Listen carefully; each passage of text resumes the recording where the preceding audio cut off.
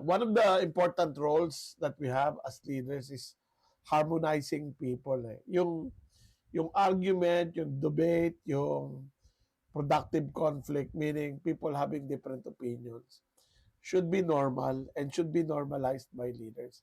Yung pagkakaroon ng iba't ibang ideas at opinion should not lead to fights, di ba?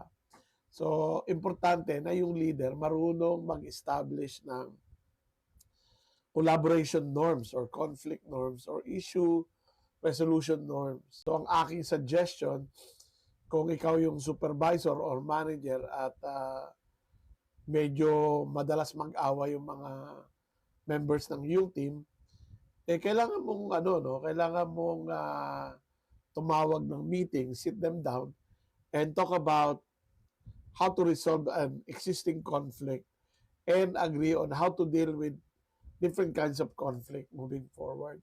Lahat ng bagay nakukuha sa usapan and hindi pwedeng ang leader ay nagre-retreat pagka ganung may mga hindi pagkakaayos sa mga members ng team. So, akin po suggestion is really to step up, talk to people, and you don't want to silence them when they have concerns. You want them to speak up and resolve those issues.